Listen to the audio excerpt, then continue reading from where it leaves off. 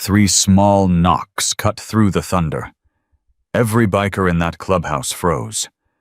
When the heavy oak door swung open, 40 hardened men stared down at something that made their blood run cold. A 5-year-old girl, barefoot, soaked to the bone, clutching a torn, stuffed rabbit like her life depended on it. Her tiny voice barely rose above the rain, but her words hit like a sledgehammer. "Please help my mom. The bad men are hurting her." What happened next would be captured on a stranger's dashcam, go viral with 2 million views, and force the most feared biker club in California to make an impossible choice. Before we continue, tell us where you're watching from in the comments. And if this story moves, you make sure you're subscribed, because you won't want to miss how this ends. The silence stretched like a wire about to snap. Marcus Reaper Stone stood frozen in the doorway, rain hammering against his leather jacket. 41 years of hard living had taught him to fear nothing. He'd survived prison riots, street wars, and enemies who wanted him dead. But nothing had prepared him for the sight of this child. "Please," the little girl whispered again. Her dark eyes locked onto his with desperate hope. "The bad men took my mommy." Behind Marcus, someone dropped a whiskey glass. The shattering sound broke the spell. "Jesus Christ, Reaper!" Tommy Hammer Rodriguez pushed through the crowd. "What the hell is a kid doing here?" Marcus didn't answer. He couldn't. Because looking at this trembling child, he wasn't seeing her anymore. He was seeing himself. 8 years old, standing in a different doorway, watching his mother's boyfriend beat her until she stopped screaming. "Hey." Marcus dropped to one knee, his massive frame folding until he was at eye level with the girl. "What's your name, sweetheart?" "Lily." She hiccuped, wiping her nose with the back of her hand. "Lily Chen." "Lily." He repeated it softly, like testing something fragile. "How old are you?" She held up 5 tiny fingers. 5 years old. Walking alone in a thunderstorm, to a biker clubhouse. "Where's your mama, Lily?" Fresh tears spilled down her cheeks, cutting clean tracks through the dirt on her face. "The bad men came. They were yelling at Mommy about what she saw. Then they put her in a big black car and drove away." Marcus felt cold rage building in his chest, the familiar kind that had earned him his road name. But this time it burned different, cleaner. "When did this happen?" "I don't know." Lily's voice cracked. "It was still light outside. Mommy told me to hide under the bed. She said no matter what I heard, don't come out. But then she screamed and I—" The little girl's body shook with sobs she couldn't control. "Reaper!" Danny Ghost Reyes appeared at Marcus's shoulder, his pale face grim. "We need to talk. Now." "Not now?" "Yes, now." Ghost held up his phone. "Check social media." Marcus took the phone and felt his stomach drop. The video was already at 1.2 million views and climbing. A dashcam recording from some delivery driver's truck. It showed a tiny figure walking down a rain-soaked street barefoot, clutching a stuffed animal. The caption read, "Anyone know this child? She's been walking alone for 20 minutes. Called 911, but no response yet." The comments section exploded with people trying to identify the little girl. And in the background of the video, clearly visible, was the Iron Brotherhood clubhouse sign. "Everyone knows she's here," Ghost said quietly. "If whoever took her mother is watching." Marcus understood immediately. The viral video had just painted a target on this clubhouse, on this child, on everyone inside. How long ago was this posted? 47 minutes. Which meant whoever had kidnapped Lily's mother had probably already seen it. "Lock it down," Marcus ordered. "Nobody in or out until we figure out what we're dealing with." Hammer moved toward the door, but Marcus caught his arm. "Wait." He looked down at Lily, who was watching the exchange with eyes too old for her face. "First, we take care of her. Reaper, with all due respect, we got bigger problems than she is the problem hammer. And the solution. Whatever happened to her mother, this little girl is the only one who knows the truth, so we take care of her first. Then we figure out who we need to hurt." Rachel. Angel Torres pushed through the crowd of bikers, her long blonde hair still wet from the shower she'd been taking when the commotion started. One look at the scene told her everything she needed to know. "Oh, honey." Rachel knelt beside Marcus, her voice shifting to the gentle tone she used with frightened women at the crisis shelter where she volunteered. "You must be so cold and scared." Lily studied Rachel with the careful attention children reserve for adults who might represent either safety or danger. "Are you a bad person too?" Lily asked. Rachel's heart cracked. "No, baby, I'm not. And neither is this big guy here, even though he looks scary. We're going to help you find your mommy." "Promise." Rachel looked at Marcus. He gave an almost imperceptible nod. "I promise," Rachel said. "Come on." Marcus extended his hand toward Lily. "Let's get you somewhere warm." Lily hesitated for a heartbeat. Then she placed her tiny hand in his massive palm. Marcus felt something shift inside his chest, something that had been locked away since he was 8 years old. The back office of the Iron Brotherhood clubhouse had never seen anything like this. Rachel had wrapped Lily in a thick blanket and sat her on the leather couch, while Doc Peterson, a disgraced surgeon who'd lost his license for helping club members without asking questions, examined her injuries. "She walked here?" Doc asked quietly, looking at the raw, bleeding soles of Lily's feet. 3 miles, according to Ghost's calculations, Marcus replied. "In the rain, barefoot." Doc shook his head slowly. "This kid's got more guts than half the men in that room." But it was the other injuries that made Marcus's blood boil. Bruises on Lily's upper arms shaped like adult fingers, a partially healed cut on her lip, and most damning of all, a hospital bracelet on her wrist dated 3 weeks ago. "She's been hurt before," Doc said, his voice tight with controlled anger. "These injuries are consistent with ongoing physical abuse." Marcus crouched down beside Lily, who was clutching her torn, stuffed rabbit with white-knuckled intensity. "Lily, honey, can you tell me about this bracelet?" Lily looked at her wrist like she'd forgotten it was there. "The doctor said I had to wear it so they know how to fix me when the bad men hurt me again." "The bad men hurt you before?" She nodded, her chin trembling. "They told Mommy if she said anything about what she saw, they would hurt me worse. They showed her pictures of my school. They knew where I played at recess." Marcus felt the rage crystallizing into something hard and sharp inside him. "What did your mommy see, Lily?" "I don't know exactly." Lily hugged her rabbit tighter. But she was crying a lot after. She said she saw something at the hospital where she works. Something terrible. And then the bad men started following us. Your mama works at a hospital. She's a nurse. She helps sick people feel better. Lily's face crumpled. "Please, mister. Please find her. She's all I have." The door opened, and Ghost slipped inside, his expression grim. "We've got problems." "More problems. The video hit 2 million views. CNN picked it up.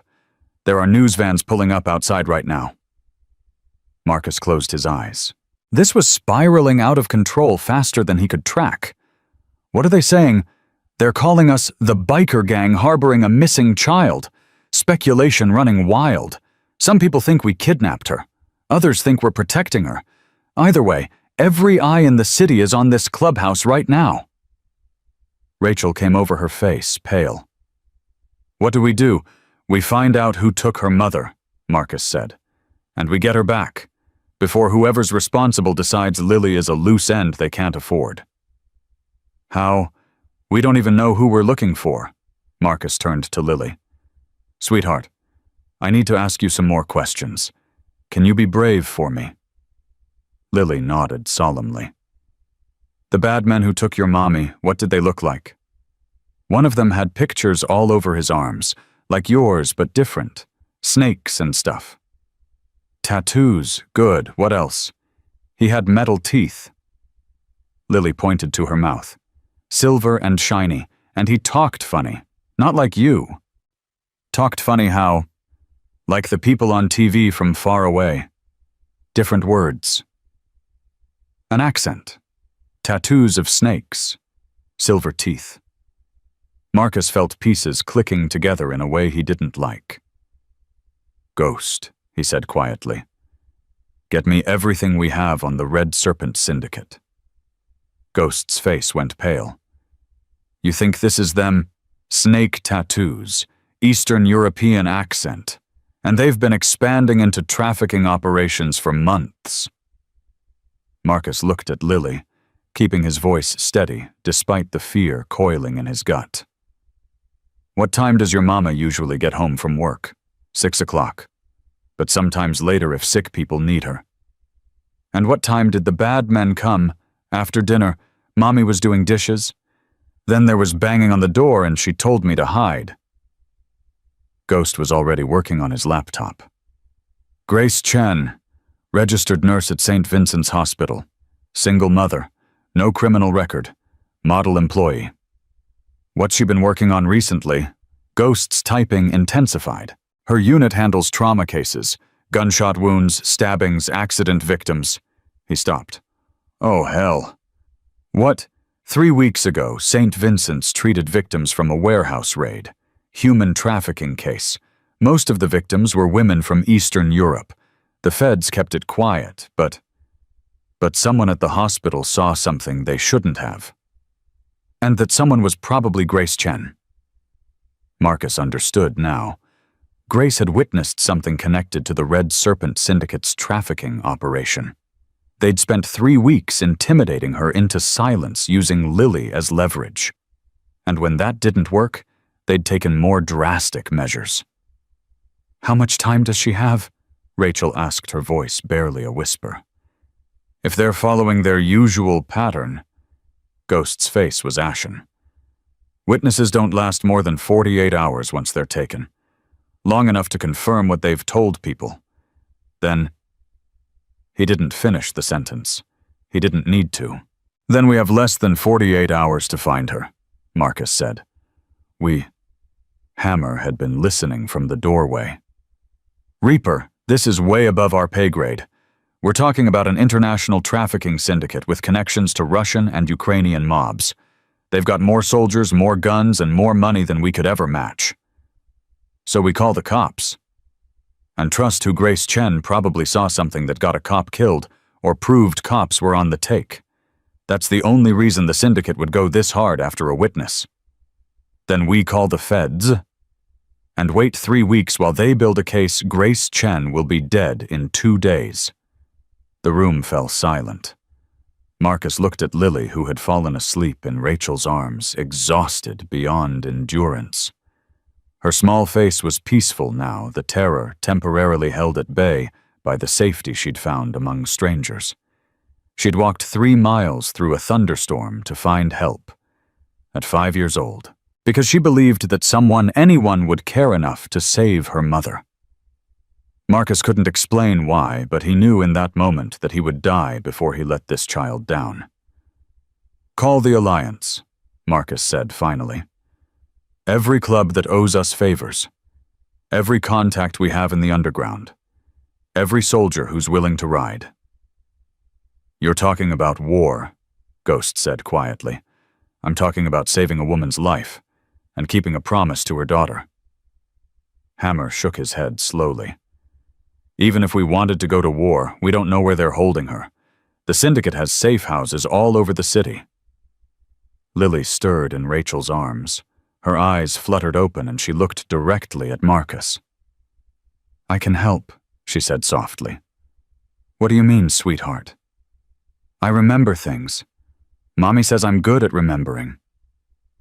Lily reached into the pocket of her wet dress and pulled out a crumpled piece of paper. I drawed what I saw before I came here. Marcus took the paper with trembling hands. It was a child's drawing. Crude, but remarkably detailed. A building with distinctive features, loading docks, a tall fence, and most importantly, numbers written in large block letters above the entrance, 1247. They kept saying this number, Lily said. The man with silver teeth. He said it on the phone, 1247, over and over. Ghost was already searching. His face went white. 1247 Industrial Drive, warehouse district on the east side.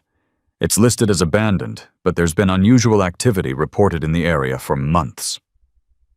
Marcus stared at the drawing. A 5-year-old girl, terrified and traumatized, had still managed to gather intelligence that could save her mother's life.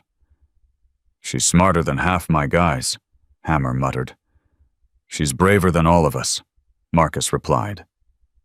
The clubhouse door burst open and a younger member rushed in out of breath. Reaper news crews are demanding a statement. Cops are asking questions and... He swallowed hard. There's a black SUV that's been circling the block for the last 20 minutes. Same license plate every time. They knew. The syndicate knew exactly where Lily was, and they were deciding what to do about it. Marcus stood up, every muscle in his body coiled for violence. Rachel, take Lily to the safe room. Nobody in or out except me or Ghost. What are you going to do? Marcus looked out the window at the media circus gathering outside at the black SUV, slowly cruising past at the storm clouds gathering overhead like a warning. I'm going to show them what happens when you threaten a child under my protection. His phone buzzed with an incoming call.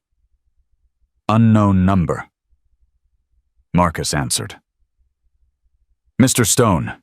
The voice was cold, accented exactly as Lily had described. We have something that belongs to us. I believe you have something that belongs to us as well. If you're talking about Lily Chen, she doesn't belong to anyone, especially not you. The child is irrelevant, a loose end we will eventually tie up. But her mother, Grace Chen, has information that could be damaging to our operations. We would like to negotiate.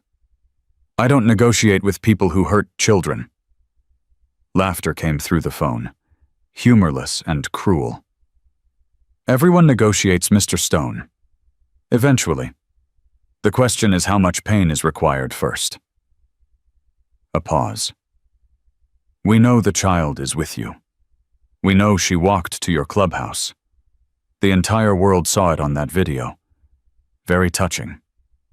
Very vulnerable. Marcus felt rage building like pressure in a sealed container. Here's what I know, Marcus said, his voice dropping to a deadly whisper.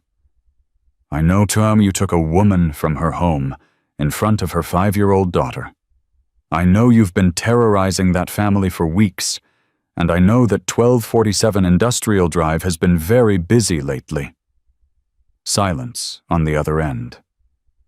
We have resources you cannot imagine, the voice finally said. Soldiers, weapons, connections in places that would surprise you. Walk away from this, Mr. Stone. Return the child to the streets where you found her, and perhaps we will forget this conversation ever happened. And if I don't, then everyone you care about will suffer, starting with that pretty blonde woman who seems so fond of the child. Marcus looked across the room at Rachel, who was holding Lily protectively against her chest. You just made the biggest mistake of your life, Marcus said. Threatening me. No, giving me a reason to destroy you. Marcus ended the call and turned to face his brothers. They're coming for her, for all of us. Hammer cracked his knuckles. Then let them come. It's not that simple. They've got numbers, firepower, and organization we can't match alone. So what do we do? Marcus looked at Lily, who had woken up during the phone call. Her small face was pale, but determined. She wasn't crying anymore. She was watching, listening, understanding far more than any 5-year-old should have to understand. "We make them regret ever coming to our city," Marcus said. The next 3 hours transformed the Iron Brotherhood clubhouse into a war room. Ghost had traced the call to a burner phone useless for tracking, but the voice analysis software he'd borrowed from a friend at the NSA confirmed the accent, Ukrainian-educated, probably former military or intelligence. "Viktor Kozlov," Ghost announced, pulling up a photo on the large screen. "Known as the Surgeon for his interrogation techniques. He's the Red Serpent's cleanup specialist. When witnesses need to disappear, he makes it happen." The photograph showed a tall man with hollow cheekbones and dead eyes. Silver-capped teeth glinted in what might have been a smile, but looked more like a predator baring its fangs. "That's him," Lily said quietly. She'd refused to stay in the safe room, insisting on being present for any discussions about her mother. "That's the man who took Mommy." Rachel pulled her closer. "Are you sure, honey?" "I'll never forget his face. He smiled when Mommy screamed." Marcus felt the last of his hesitation evaporate. Whatever it took, whoever stood in his way, Viktor Kozlov was going to pay for what he'd done to this family. "What do we know about his operation?" Ghost pulled up more files. "The Red Serpent runs trafficking routes from Eastern Europe through Mexico into California, mostly women and girls. They use legitimate businesses as front shipping companies, construction firms, auto repair shops. Their local headquarters. That's where it gets interesting. According to financial records I acquired, they've been funneling money through a warehouse complex on the east side. Same address Lily gave us. 1247. Industrial Drive. The 5-year-old had handed them the key to the entire operation. How heavily defended, unknown, but based on their usual security protocols, we're looking at minimum 12 to 15 armed guards, sophisticated surveillance systems, and probably a few nasty surprises for uninvited guests. Hammer whistled low. "That's a lot of firepower." "Which is why we're not going in alone." Marcus's phone had been buzzing non-stop since the news coverage began. But one call made him pause. The caller ID showed a number he hadn't seen in 15 years. "Steele, Reaper." Tommy Steele Rodriguez's gravelly voice came through the speaker. "I'm watching the news. That really a 5-year-old who walked to your clubhouse? Yeah. And you're really about to go to war with the Red Serpent Syndicate over a woman you don't even know?" Marcus looked at Lily, who was drawing another picture, this one showing stick figures holding hands under a rainbow. "Yeah," he said. "I am."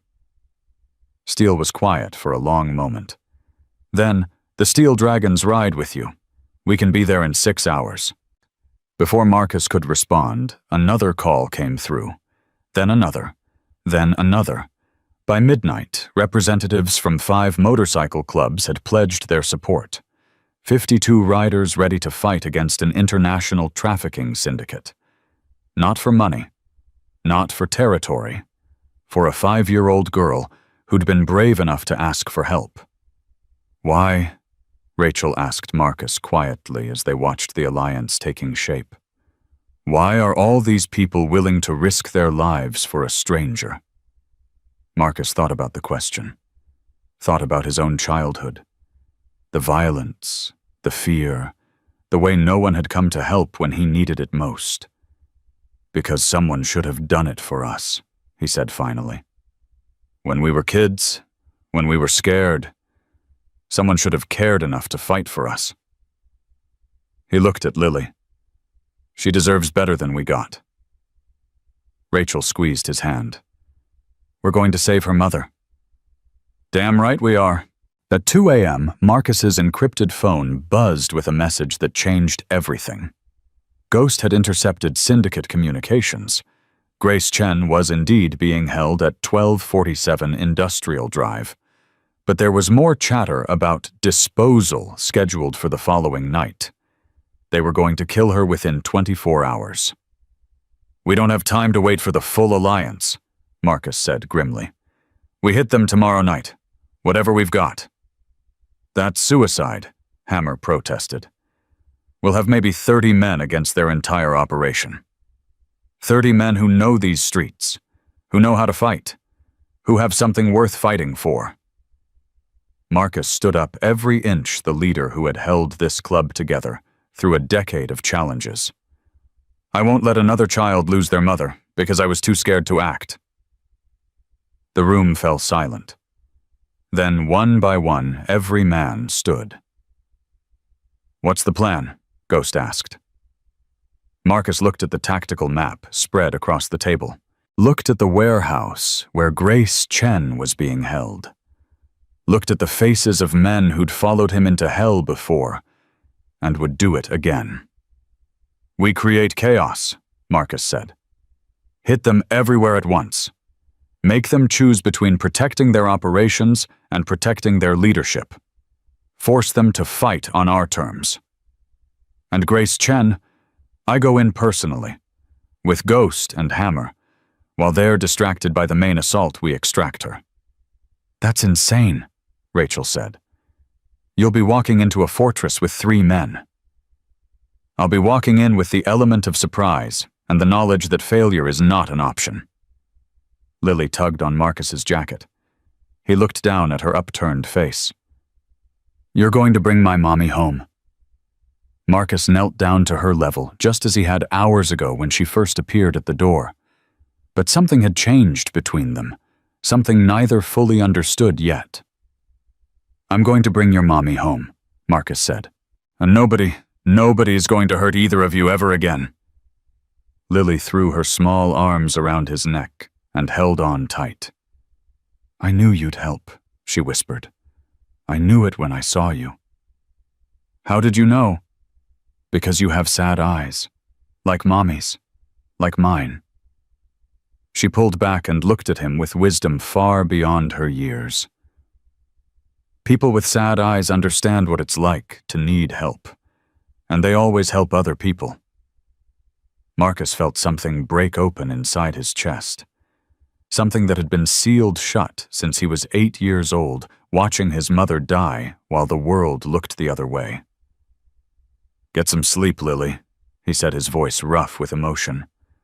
"Tomorrow's going to be a big day." Rachel carried the exhausted child toward the safe room. At the doorway, Lily looked back. "Marcus." It was the first time she'd used his real name. "Yeah, when you bring Mommy home, will you still be here? Will you still be my friend?" Marcus thought about all the promises he'd made and broken in his violent life, all the people he'd failed, all the chances he'd never taken. "I'll be here," he said. "I promise." And this time, he meant it with every fiber of his being. Lily's scream tore through the clubhouse at 4 a.m. Marcus was on his feet before his brain fully registered what was happening. He burst into the safe room to find Rachel already holding the thrashing child, trying to calm her from whatever nightmare had taken hold. "Mommy, don't hurt Mommy. Lily, wake up. You're safe. You're safe, honey." The little girl's eyes snapped open, wild with terror. For a moment, she didn't recognize where she was. Then she saw Marcus standing in the doorway, and something in her face changed. "He was cutting her," Lily whispered. "The man with silver teeth. He was hurting Mommy and she was screaming and I couldn't help her." Marcus crossed the room and knelt beside the cot. "It was just a dream, sweetheart." "No." Lily grabbed his hand with surprising strength. "It wasn't a dream. I saw it, before they took her, through the window. He had a knife, and Mommy was tied to a chair and—" "Wait." Marcus's blood ran cold. "You saw this happen before you hid under the bed." Lily nodded, tears streaming down her face. Mommy told me to hide, but I wanted to help her. I looked through the window and saw everything. The man was asking her questions, about papers, about names. Mommy kept saying she didn't know, but he didn't believe her. Rachel and Marcus exchanged horrified glances. This child had witnessed her mother being tortured. Lily. Marcus kept his voice gentle, despite the rage building inside him. What kind of papers was he asking about? I don't know. He kept saying, "Where are the copies?" over and over. Mommy said there were no copies, but he didn't stop. A ghost appeared at the doorway, his face grim. Reaper, we need to talk, now. Can it wait? No, it really can't. Marcus squeezed Lily's hand. Rachel's going to stay with you, okay? I'll be right back. Promise? Promise. In the main room, Ghost had pulled up something on his laptop that made Marcus's stomach turn. I've been monitoring the syndicate's communications all night, Ghost said. They're not just looking for Grace Chen's testimony, they're looking for evidence she copied. Hospital security footage, patient records, financial documents. Something she took from St. Vincent's that could bring down their entire operation. Did she take something? I don't know, but they clearly believe she did. And they're tearing apart everything she owns trying to find it. Marcus thought about Lily's nightmare. The questions about copies. The torture. If Grace Chen has evidence that could destroy the Red Serpent Syndicate, then she's not just a witness. She's the most valuable and most dangerous person in the city right now. The encrypted phone in Marcus's pocket buzzed. Unknown number again. Mr. Stone. Victor's voice was colder than before. It seems your little pet project has been very busy. She gave you the address, didn't she? 1247 Industrial Drive. Marcus said nothing. Don't bother denying it. We have eyes everywhere. We know you've been making calls, gathering your friends. Victor laughed. Do you really think a few dozen motorcycle enthusiasts can stand against us? I think you underestimate what people will do when they're fighting for something that matters. How touching. The outlaw biker discovers his conscience. Victor's tone shifted, becoming deadly serious. Let me tell you what's going to happen. In exactly 18 hours, Grace Chen will die. Slowly, painfully. And I will personally ensure that her daughter watches every moment. Marcus's grip tightened on the phone until his knuckles went white. But, Victor continued, if you deliver the child to me within the next 6 hours, along with whatever evidence her mother stole, I might be persuaded to make it quick. A bullet to the head. Merciful, really. Here's my counteroffer, Marcus said, his voice dropping to a deadly whisper. You release Grace Chen unharmed. You leave this city and never come back. And maybe I won't spend the rest of my life hunting down everyone connected to your organization. Victor's laughter echoed through the phone. You're a dead man, Stone. You just don't know it yet. The line went dead. Marcus turned to find Hammer Ghost and 6 other club members watching him. They're moving up the timeline, Marcus said. We've got less than 18 hours now. That's not enough time to coordinate with the other clubs, Ghost said. Steel and his dragons are still 4 hours out. The Desert Wolves won't arrive until tonight. Then we go with what we have. That's Suicide Reaper. It's our only option. The argument was interrupted by a small voice from the doorway. Mommy hid something. Everyone turned. Lily stood there in her borrowed pajamas, clutching her torn stuffed rabbit. What did you say, sweetheart? Marcus asked. Mommy hid something. Before the bad men came, she told me it was our secret. Our insurance, she called it. Marcus knelt down to her level. Where did she hide it, Lily? In Mr. Button's. Lily held up the stuffed rabbit. She put something inside Mr. Button's and sewed him back up. She said if anything ever happened to her, I should give Mr. Button's to someone who could help. The room went silent. Rachel stepped forward slowly. Lily, honey, can I look at Mr. Button's? Lily hesitated, then held out the battered stuffed animal. Rachel felt along the seams until she found an irregular lump in the rabbit's back. With Marcus's knife, she carefully cut the stitching. Inside was a USB drive. Ghost grabbed it and plugged it into his laptop. What appeared on screen made everyone in the room stop breathing. Hundreds of files. Hospital security footage showing women being loaded into vans behind St. Vincent's. Financial records linking the Red Serpent Syndicate to a dozen shell companies. Photographs of transactions. Names. Dates. And most damning of all, video of a man in a police uniform accepting a briefcase full of cash from Viktor Kozlov. "Mother of God," Hammer breathed. "This isn't just evidence. This is a nuclear bomb." "She documented everything," Ghost said, scrolling through the files. "Months of surveillance. She must have suspected something was wrong at the hospital and started gathering proof." Marcus looked at Lily with new respect. "Your mama is very brave, you know that." Lily nodded solemnly. "She said someone had to stop the bad men, even if it was scary." She was right. Ghost pulled up another file, and his face went pale. "Marcus, look at this. Look at..." The document was a list of names. Police officers, hospital administrators, city officials, all on the Red Serpent payroll. And at the very top of the list was a name that made Marcus's blood freeze. Detective Frank Morrison. His brother. That's not possible," Marcus said, his voice hollow. "Marcus." Ghost's voice was gentle. "When's the last time you talked to Frank?" Marcus couldn't remember. They'd had a falling out years ago when Marcus chose the club over their mother's wishes. Frank had become a cop. Marcus had become an outlaw. They hadn't spoken in over a decade. But this working for human traffickers. "We don't know the full story," Rachel said softly. "Maybe he's undercover. Maybe he's the reason the syndicate knew Grace Chen was a threat." Ghost interrupted. "He works homicide. He would have access to witness lists, investigation files, everything the syndicate needs to stay one step ahead." Marcus felt like the ground was shifting beneath his feet.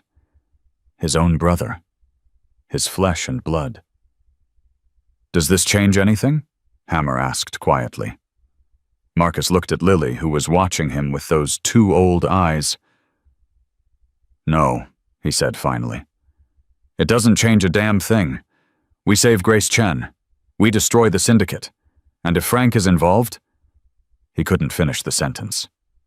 "Marcus." Ghost was staring at his laptop with an expression Marcus had never seen before. "There's something else. A video file. Dated 3 weeks ago. The night Grace Chen first witnessed the trafficking operation. Play it."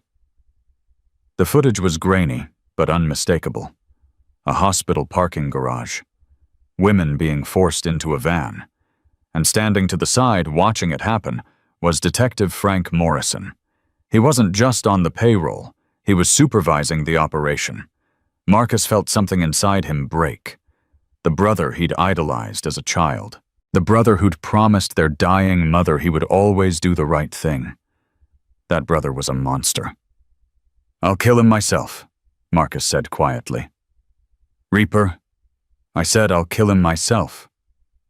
The room went silent. Everyone understood that this had become personal in a way that transcended the mission. Rachel approached slowly and put her hand on Marcus's arm. "Right now, we focus on Grace Chen. Everything else comes after." Marcus nodded slowly, forcing the rage down into a place where he could control it. "Ghost, make copies of everything. Send them to every federal agency you can think of. FBI, DEA, Homeland Security. Even if we don't make it, this evidence needs to survive." "Already on it. Hammer, get the men ready. We move in 12 hours. 12 hours, I thought we had 18. We did. But now they know we have the evidence, which means they're going to move up their timeline again. Grace Chen becomes worthless to them the moment they realize we've copied her files. The phone in Marcus's pocket buzzed. A text this time. Unknown number. He opened it and felt his heart stop. It was a photograph of Grace Chen. Alive, but barely. Her face was swollen, her eyes barely open. Blood dripped from cuts on her arms and face, and standing behind her, knife in hand, was Viktor Kozlov. The caption read, 12 hours, then she joins the others. Marcus showed the photo to the room. No one spoke. We're not waiting 12 hours, Marcus said. We go tonight. That's impossible, Ghost protested. We don't have enough. Then we get enough. Call everyone. Every ally, every contact, every person who's ever owed us a favor. I want 30 men ready to ride by midnight. And if we can't get 30... Marcus looked at the photograph of Grace Chen's battered face, looked at Lily, who had seen the image, and was now crying silently into Rachel's shoulder. Then we go with what we have. But we go. The next 6 hours were organized chaos. Calls went out across the state. Steele and his dragons pushed their departure up, riding through the night to reach them. The Desert Wolves dispatched their advance team. Even the Thunder Road MC, who had a complicated history with the Iron Brotherhood, sent word that they were coming. By 10 p.m., 37 riders had gathered in the clubhouse parking lot. Men from different clubs, different backgrounds, different lives. United by a single purpose. Marcus stood before them, the weight of leadership heavier than it had ever been. Most of you don't know me, he began. And I don't know most of you. But you're here because somewhere along the line you decided that some things are worth fighting for, that some people are worth protecting. He gestured toward the clubhouse where Lily was watching from a window. Rachel's arms wrapped protectively around her. 5 years old, she walked 3 miles through a thunderstorm to find help. 3 miles. Barefoot. Because her mother taught her that there are still good people in this world. People who will stand up to evil when no one else will. Marcus paused, letting the words sink in. Tonight we prove her right. Tonight we show the monsters who prey on the innocent that there are consequences, that there are men who won't look the other way, that there is justice even when the system fails. He looked at each face in turn. Hardened men, dangerous men, men who had done terrible things in their lives. But in this moment, they were something more. I won't lie to you. Some of us might not come back. The Red Serpent Syndicate is well-armed, well-organized, and they're expecting trouble. But they're not expecting us. They're not expecting 37 men who have nothing to lose and everything to prove. Steele stepped forward. The dragons ride with you, brother. To the end. One by one, other club presidents voiced their commitment. Marcus nodded, overwhelmed by an emotion he couldn't name. Then let's ride. The convoy of motorcycles split into 3 groups as they approached the warehouse district. Ghost led the first team toward the Syndicate's communications tower. Hammer took the second team to their secondary safe house. Marcus led the main assault force toward 1247 Industrial Drive. In his ear, Ghost's voice crackled through the tactical radio. Primary target in sight. I count 15 vehicles, maybe 30 personnel. Copy that. Hold position until my signal. Marcus pulled his bike to a stop 3 blocks from the warehouse. The men behind him cut their engines, leaving an eerie silence broken only by distant traffic. Remember, Marcus said into his radio, we hit the communications first, then the safe house, then the main target. By the time Victor realizes what's happening, he should be fighting on 3 fronts. What about Frank? Ghost asked quietly. Intel suggests he's at the warehouse, probably coordinating with Victor. Marcus felt the familiar rage threatening to consume him. Frank Morrison is my responsibility. Nobody touches him but me. Copy that. At exactly midnight, Marcus gave the signal. The assault on the Red Serpent Syndicate began with 37 engines roaring to life, simultaneously shattering the quiet of the industrial district like thunder announcing a coming storm. Ghost's team hit the communications tower first. The explosion lit up the night sky and cut the Syndicate's ability to coordinate their response. Hammer's team crashed through the safe house gates, overwhelming the guards before they could raise an alarm. And Marcus led his men straight at the heart of the enemy. The warehouse's front gate went down under the weight of a pickup truck driven by one of the Thunder Road Riders. Marcus was through the breach before the guards could react his weapon, finding targets with the precision of someone who had spent a lifetime preparing for exactly this moment. Around him, the battle erupted in full fury. Gunfire echoed off concrete walls. Men shouted in English, Russian, Ukrainian. The air filled with smoke and the sharp smell of cordite. "Main building, second floor," someone shouted over the radio. "They're barricading." Marcus fought his way toward the entrance, steel covering his back. 2 Syndicate soldiers appeared from behind a shipping container, but they were too slow. Marcus dropped them both before they could raise their weapons. "Reaper," Ghost's voice crackled in his ear. "I've got eyes inside. Grace Chen is on the 3rd floor, north corner room, heavy guard presence." "Copy, I'm going in." "Marcus, wait, Victor's in there with her. And so is Frank." Marcus didn't hesitate. "I said I'm going in." But he kicked through the building's side door and found himself in a narrow corridor lit by flickering emergency lights. Somewhere above he could hear shouting. A woman's scream. Grace. He took the stairs 3 at a time, Steel and Hammer right behind him. 2nd floor was chaos, Syndicate soldiers scrambling to respond to the attack. Some still half-dressed, others bleeding from wounds they'd already sustained. Marcus didn't stop. Didn't slow down. Every second counted. 3rd floor. North corner. He could hear Victor's voice now screaming in Ukrainian, and another voice calmer, responding in English. Frank's voice. Marcus kicked in the door. The room beyond was exactly what he'd feared. Grace Chen strapped to a chair, barely conscious. Victor standing over her with a bloody knife. And next to him, gun drawn, was Detective Frank Morrison. For a moment, the brothers stared at each other across the room.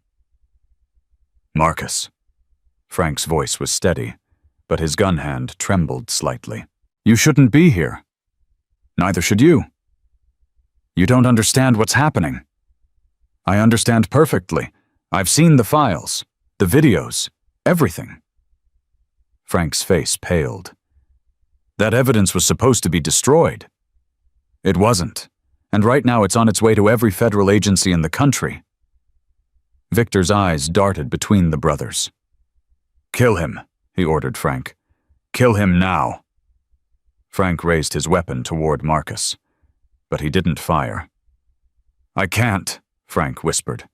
"He's my brother." "Then you're useless to me." Victor moved with terrifying speed. The knife that had been torturing Grace Chen was suddenly at Frank's throat.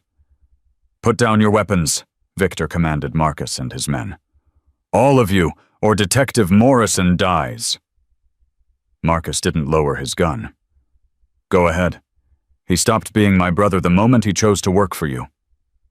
"Marcus," Frank's voice cracked. "I didn't have a choice. They threatened my family, my kids. I was trying to protect them. By helping traffickers kidnap women, by watching innocent people get tortured, I was trying to find a way out. I've been feeding information to the feds for months trying to build a case." "Lies," Victor spat. "He's been my most reliable asset for 3 years." "Check the evidence," Frank said desperately. "There's a file on that drive. Documents I compiled. I was gathering proof to bring them down from the inside." Marcus hesitated. He wanted to believe it. wanted to believe that his brother hadn't completely abandoned everything they'd been raised to stand for. But right now it didn't matter. "Grace Chen," Marcus said, keeping his weapon trained on Victor. "That's all I care about.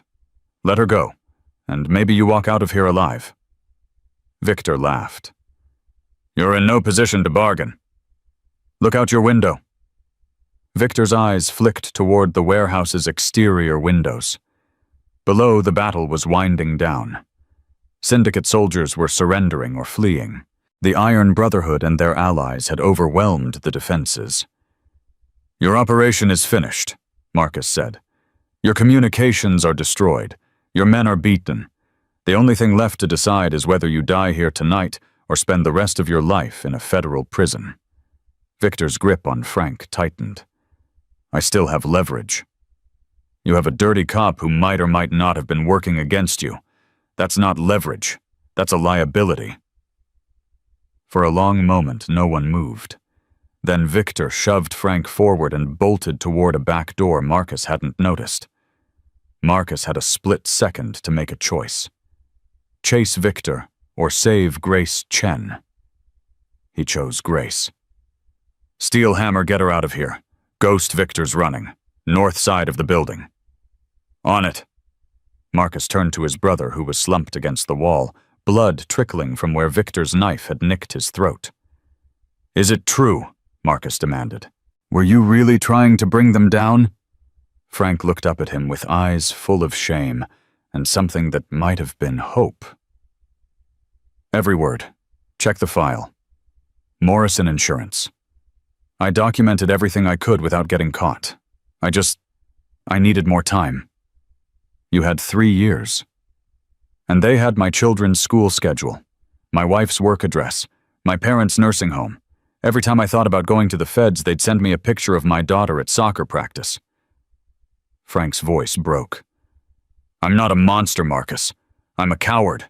There's a difference." Marcus stared at his brother for a long moment. The anger was still there. The betrayal. But underneath it all was something else. Understanding.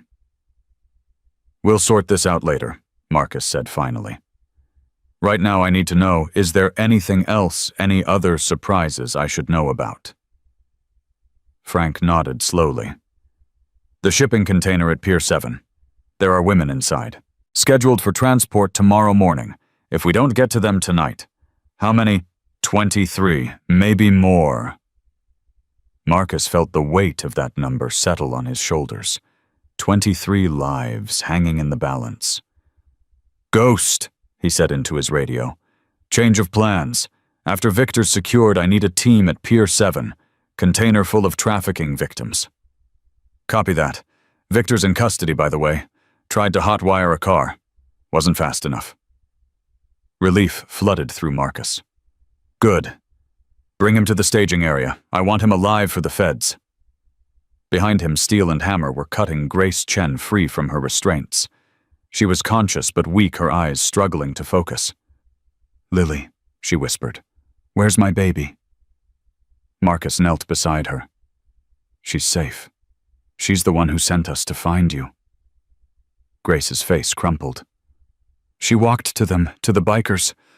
Oh God, she must have been so scared." "She was brave. The bravest person I've ever met." Marcus took her hand gently. "And she never stopped believing we would bring you home." Grace looked at him, this stranger with tattoos and scars who had risked everything for her family. "Why?" she asked. "Why would you do this for us?" Marcus thought about the question. Thought about Lily standing in the rain. About the promise he'd made. About the 8-year-old boy he used to be praying for someone to save his mother. "Because someone should have done it for me once," he said quietly. "And they didn't." Grace squeezed his hand, tears streaming down her bruised face. "Thank you." The journey out of the warehouse was surreal. Syndicate soldiers sat zip-tied along the walls, while Iron Brotherhood members stood guard. Emergency sirens wailed in the distance. Someone had finally called the real authorities. And in the parking lot, Viktor Kozlov knelt on the asphalt, hands cuffed behind his back, his silver teeth no longer gleaming with menace. Marcus walked Grace toward the waiting van that would take her to safety. Halfway there, she stopped. "My daughter," she said. "I need to see my daughter. We'll take you to her right now." "No." Grace's voice was stronger than it should have been, given what she'd endured. "I need to see her now. I need her to know I'm okay." Rachel's voice came through Marcus's radio. "Reaper, we're at the staging point. Lily heard you found her mother. She's asking to come to you." Marcus looked at Grace, at the hope and fear warring in her battered face. "Bring her," he said. 10 minutes later, a van pulled up to the warehouse perimeter. The back door opened, and a small figure emerged. Lily ran across the parking lot faster than Marcus had ever seen a child move. "Mommy!" Grace dropped to her knees just as Lily crashed into her arms. The sound that came from both of them, half sob, half laugh, was the most beautiful thing Marcus had ever heard. "My baby. My brave, beautiful baby. Mommy, I was so scared. But Marcus found you. He promised, and he found you." Grace looked up at Marcus over her daughter's head. In her eyes was a gratitude that words could never capture. "He did," Grace whispered. "He kept his promise." Marcus stood there watching mother and daughter cling to each other like they would never let go. Around him, hardened bikers turned away, suddenly very interested in checking their weapons or studying the night sky. Nobody wanted to admit they were crying. "Reaper!" Ghost's voice came through the radio, cutting through the moment. "We've got a situation at Pier 7. The container? You need to get here. Now!" Marcus looked at Grace and Lily, still wrapped in their embrace. "Rachel, get them somewhere safe. I've got one more thing to handle." Lily looked up at him. "You're coming back, right?" "You promised." Marcus knelt down and took her small hand in his. "I always keep my promises, Lily. Always." Then he turned and walked toward his bike, toward Pier 7, toward whatever fresh horror awaited him there, because the night wasn't over yet. The smell hit Marcus before he saw anything. 20 years of violence had taught him to recognize death. This was worse.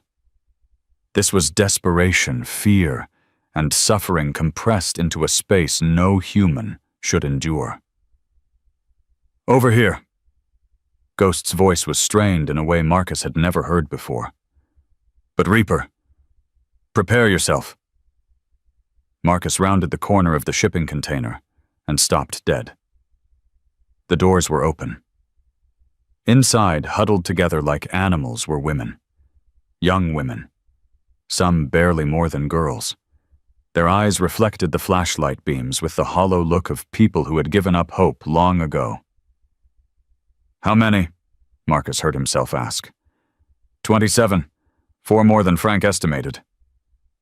Ghost's hand was shaking. "They've been in here for 3 days. No food, minimal water.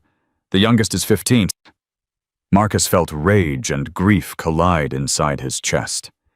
He'd spent his life in the shadows doing things most people would consider unforgivable. But this was a level of evil he couldn't comprehend. "Get them out," he ordered. "Carefully. Some of them probably can't walk." Steele appeared at his side. "Ambulances are en route, but Marcus, there's something else." "What?" "One of them says there's another container. Somewhere else in the port. With children." Marcus's blood turned to ice. Children. She says the syndicate separates them. Women in one shipment, children in another. The kids were scheduled to leave tomorrow on a different ship. Where's the other container?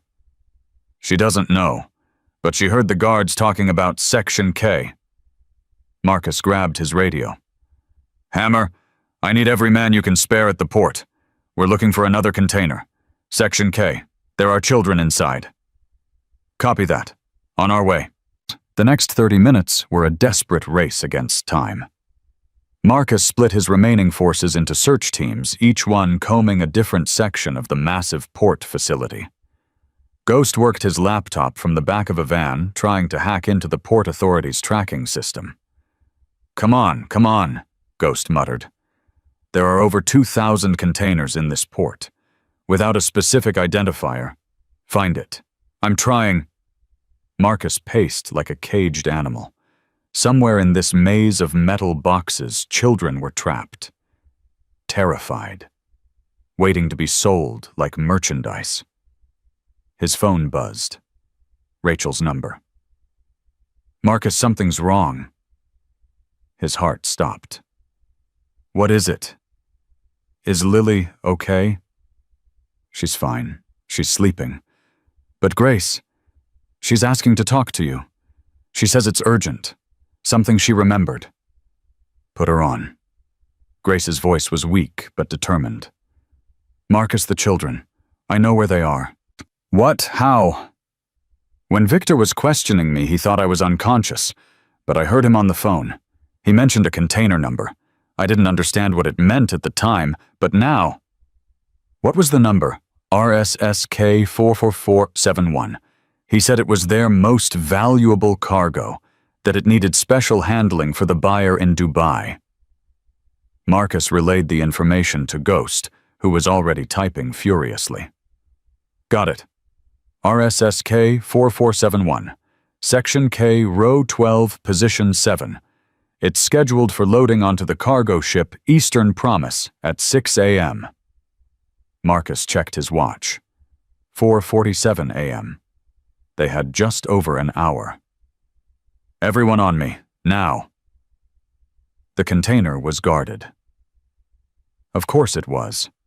4 men with automatic weapons stood watch while 2 others patrolled the perimeter. These weren't the half-trained thugs from the warehouse. These were professionals. Military bearing. Tactical equipment. They knew what they were protecting, and they were prepared to kill for it. 6 hostiles. Ghost reported through the radio. We can take them, but not quietly. The moment we engage, they might... He didn't finish the sentence. They all knew what might happen. Then we don't give them time to react, Marcus said. Steel, take your dragons around the left flank. Hammer, you've got the right. On my signal, we hit them from 3 directions simultaneously. What about the guards near the container itself? Steele asked. Leave them to me. Marcus, I said, leave them to me. The assault was over in 11 seconds. Marcus moved with a speed and precision that surprised even his own men. The first guard went down before he could raise his weapon. The second managed to turn, but Marcus was already on him, driving him to the ground and silencing him with a chokehold. The other teams handled their targets with equal efficiency. When the last hostile fell, Marcus was already at the container doors working the lock. Hold on, he called through the metal. We're here to help. You're safe now. The lock clicked open. Marcus pulled the doors wide. 12 faces stared back at him. Children. The oldest might have been 10. The youngest couldn't have been more than 4. They didn't scream. They didn't cry. They just stared, with eyes that had seen too much and understood too little. Oh God, Hammer's voice cracked. Oh dear God. Marcus stepped into the container slowly, his hands raised to show he meant no harm. My name is Marcus.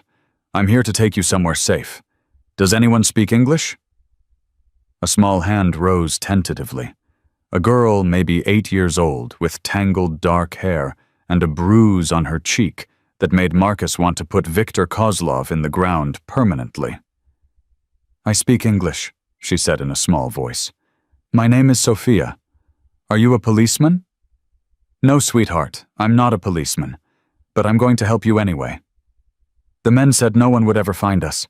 They said we belonged to them now. Marcus felt his throat tighten. They were wrong, Sophia. They were very, very wrong. And they're never going to hurt any of you again. Getting the children out of the container was the most delicate operation Marcus had ever conducted. Some of them couldn't walk. Some of them couldn't stop shaking. One boy, no older than 5, had gone completely silent, his eyes fixed on some distant point that no one else could see. Ghost had called in every favor he had to arrange transport. 3 ambulances, 4 FBI agents who could be trusted, a child psychologist who'd been pulled from her bed in the middle of the night. Marcus. Agent Sarah Chen, no relation to Grace, approached him with a look of barely controlled fury. I've been trying to build a case against the Red Serpent Syndicate for 18 months. In one night, you've done more damage to their operation than the entire federal government. Is that a thank you or a complaint? Both. She studied his face. We're going to need statements.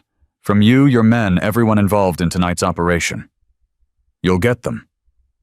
We're also going to need to discuss the methods you used to obtain certain evidence. You can discuss whatever you want, after these kids are safe. Agent Chen nodded slowly. The children will be processed through our victim services unit. We'll try to identify their families, reunite them where possible. For those without families to return to, they'll need homes, Marcus said. Good homes, with people who will protect them. That's not exactly something we can guarantee. Then find a way to guarantee it. Or I will. The sun was rising by the time Marcus returned to the clubhouse. His body ached. His hands were scraped raw. He'd been awake for over 30 hours. But when he walked through those doors and saw Lily running toward him, none of that mattered. You came back. She threw herself into his arms with the complete trust of a child who had learned that some adults keep their promises. I told you I would. Grace was there too, standing with Rachel's support. Her face was still swollen, her movements still careful. But she was alive. She was free. And her daughter was in her arms. I don't know how to thank you, Grace said, her voice breaking. Everything you've done, the risks you've taken. Don't thank me yet, Marcus said quietly. This isn't over. What do you mean? Victor's in federal custody, but he's not the head of the snake. The Red Serpent Syndicate has operations across the country. The evidence we recovered, it's big, Grace. Bigger than anything I expected. There are going to be repercussions. What kind of repercussions? Before Marcus could answer, Ghost burst through the door. We've got a problem. Another one. The viral video. The one of Lily walking to our clubhouse. It's everywhere now. CNN, Fox, MSNBC. They're all running the story, and they've connected it to the port raid. Marcus's stomach dropped. They know we were involved. They know everything. Somehow footage from inside the warehouse leaked. Someone's body cam, probably. The whole world is watching bikers rescue trafficking victims. We're trending on every social media platform. That's a good thing, right? Rachel asked, uncertainly. It would be except for one detail. Ghost pulled up his phone and showed them a news headline. Look. Biker gang leader's brother exposed as corrupt cop in trafficking ring. Marcus felt the blood drain from his face. Frank, it's everywhere. His name, his face, everything. And it gets worse. How could it possibly get worse? Ghost swiped to another article. Someone leaked his address. His family's address. His wife and kids had to be evacuated 3 hours ago. There are death threats coming in from all over the country. Marcus thought about his niece and nephew, kids he hadn't seen in years because of his estrangement from Frank. Kids who were now in danger because of choices their father had made. Where are they? FBI safe house. They're refusing to tell us which one. Can you find them? Probably, but Marcus, is that really a priority right now? Marcus looked at Lily, still clinging to him, like he was the only solid thing in a shifting world. He thought about her walking through that storm alone and terrified, because she believed someone would help. Family but family is always a priority, he said, even when they don't deserve it. The next few hours brought revelation after revelation. The evidence Grace had collected was even more extensive than they'd realized. It didn't just implicate the Red Serpent Syndicate. It exposed a network of corruption that reached into police departments, port authorities, and political offices across 3 states. Agent Chen called Marcus directly with updates as arrests began rolling out. 17 so far, including 2 state senators and a federal judge. This is the biggest trafficking bust in California history. And Victor, singing like a canary. His lawyers tried to stop him, but he seems to think cooperation will buy him a lighter sentence. Will it? Not from me? Marcus should have felt satisfaction, victory, relief. Instead, he felt hollow. The enormity of what they'd uncovered weighed on him like a physical burden. Marcus? Rachel appeared at his side with a cup of coffee he didn't remember asking for. You need to rest. I can't. You've been awake for almost 2 days. And children are still in hospitals. Victims are still being processed. My brother's family is still in hiding. He took the coffee anyway. Sleep can wait. Your body can't wait forever. It'll wait long enough. Lily tugged on his jacket. He looked down into her serious little face. Are you sad? She asked. Why do you ask? You have the same eyes my mommy had when she was scared, the really tired kind. Marcus managed a small smile. I'm not scared, sweetheart. Just thinking. About what? About all the people who still need help. About how one person can't save everyone. Lily considered this with the gravity of a philosopher. My mommy says you don't have to save everyone. You just have to save the ones you can. And that's enough. Marcus felt something shift in his chest. Your mommy is a very wise woman. I know. Lily smiled proudly. That's why I walked to find you. Because mommy told me that help is out there, even when it seems like there isn't any. The press conference happened at noon. Marcus hadn't wanted to participate. He'd spent his entire adult life avoiding attention, operating in shadows, where the Iron Brotherhood could do what needed to be done without interference. But Agent Chen had convinced him that his presence was necessary. The narrative matters, she'd explained. Right now, the public sees you as either heroes or vigilantes. We need to establish the right frame before the syndicate's lawyers start spinning this their way. So Marcus found himself standing behind a podium, cameras flashing, reporters shouting questions he wasn't sure how to answer. Mr. Stone, is it true you have a personal vendetta against the Red Serpent Syndicate? I have a personal vendetta against anyone who hurts children.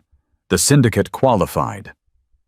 What about allegations that your organization used illegal methods to obtain evidence? I'm not a lawyer. I can't speak to what's legal and what isn't. But I can tell you that 27 women and 12 children are alive today because we did what needed to be done. I'll let other people debate the rest. There are reports that your own brother, Detective Frank Morrison, was involved in the trafficking operation. Can you comment? Marcus felt the weight of 100 cameras focusing on his face. Every instinct told him to walk away, to refuse to engage with questions that cut this close to bone. But then he thought about Lily, about her courage, about how she'd told the truth, even when it terrified her. My brother made choices that I don't understand and can't defend, Marcus said slowly. If the evidence shows he was complicit in these crimes, then he should face justice like anyone else. Being my family doesn't put him above the law. Does this affect your relationship with him? My relationship with my brother has been complicated for a long time. What he's done, it breaks my heart, but it doesn't change what I had to do to save those people. The questions continued for another 20 minutes. When it was finally over, Marcus felt like he'd been through another battle. Ghost met him at the back exit with news that made everything else fade into the background. Grace Chen wants to see you. She says she has something important to discuss. About what? She wouldn't say. But Marcus, she's been making calls all morning, to lawyers, to social services, to the FBI Witness Protection Coordinator. What kind of calls? The kind that suggest she's planning for a very different future than the one she had 2 days ago. Grace was waiting for him in the clubhouse's back office, Lily asleep on the couch beside her. "Thank you for coming," she said quietly. "I know you're exhausted." "I'm fine." "You're not. But that's one of the things I wanted to talk to you about." Grace took a deep breath. "Marcus, I've been thinking about what happens next, for Lily, for me, for all of us." "What did you decide?" "I can't go back to our old life. The syndicate might be damaged, but they're not destroyed. There will always be someone who wants revenge, someone who sees Lily and me as loose ends. You're going into witness protection." "I'm considering it, but—" Grace hesitated. "There's something else I need to ask you first." "Ask." "These past 2 days I've watched you with my daughter, the way you talk to her, the way she trusts you, the way you kept your promises when you had every reason to walk away." Grace's eyes filled with tears. "Marcus, in 5 years of being a single mother, I've never seen Lily connect with anyone the way she's connected with you. She's an easy kid to care about. She's not, actually. She's been through trauma that would break most adults. She doesn't trust easily. She doesn't open up. But with you—" Grace shook her head. "With you, she's different. She's the little girl I remember from before everything went wrong." Marcus didn't know what to say. He looked at Lily sleeping peacefully, her hand still clutching the stuffed rabbit that had held the evidence that changed everything. "What are you asking me, Grace?" "I'm asking if something happens to me, if the syndicate comes back, if witness protection fails, if any of the 100 things that could go wrong do go wrong." Grace met his eyes with fierce determination. "I'm asking if you would take care of her." Marcus felt the ground shift beneath his feet. "Grace, I know it's a lot to ask. I know we barely know each other. But I saw how you looked at her when you made that promise. I saw what you were willing to risk to bring me back to her. And I know that you would die before you let anyone hurt her. You're her mother. You're not going anywhere. I'm a witness against an international crime syndicate. People in my position don't always have the luxury of certainty." Grace reached out and took his hand. "Please, Marcus, I need to know that if the worst happens, Lily will have someone who loves her. Someone who will fight for her the way you fought for us." Marcus looked at this woman he'd known for less than 48 hours, at her battered face and her fierce eyes and her unshakable love for her daughter. He thought about his own mother, about how she'd died when he was 8, leaving him to face the world alone, about how different his life might have been if someone, anyone, had stepped up to protect him. "Yes," he said, his voice rough with emotion. "If anything happens to you, I'll take care of Lily. I swear it on everything I am." Grace squeezed his hand, tears streaming down her face. "Thank you." The moment was interrupted by Ghost bursting through the door, his face pale with shock. "Marcus, turn on the news! Now!" Rachel grabbed the remote and switched on the television. Every major network was showing the same footage: a prison transport van overturned and burning on a highway. The headline scroll at the bottom read, "Trafficking Kingpin, Viktor Kozlov escapes federal custody. Multiple officers dead." No. Marcus felt his blood turn to ice. No, that's not possible. It happened 20 minutes ago. Professional hit squad. They killed 4 federal marshals and disappeared into traffic before anyone could respond. Grace clutched Lily to her chest, her face white with terror. "He's coming for us," she whispered. "He's coming to finish what he started." Marcus turned to his men, his voice hard as steel. Lock down the clubhouse. Call every ally we have. Nobody sleeps until Viktor Kozlov is back in custody or in the ground. Lily woke up during the commotion, her eyes wide with fear. Marcus, what's wrong? He knelt beside her, taking her small hand in his. The bad man got away, sweetheart, but I'm not going to let him hurt you or your mommy. I promise. You always keep your promises, Lily said softly. I believe you. Marcus stood up, feeling the weight of that trust settle on his shoulders like armor. Viktor Kozlov had escaped. The syndicate was wounded but not defeated. And somewhere out there, a monster with silver teeth was planning his revenge. But Marcus Stone had made a promise, and he would die before he broke it. 3 days. Viktor Kozlov had been free for 3 days, and Marcus hadn't slept more than 4 hours total. The clubhouse had become a fortress. Armed men at every entrance, surveillance cameras covering every angle, ghost monitoring police scanners, federal communications, and every underground channel he could access. And still nothing.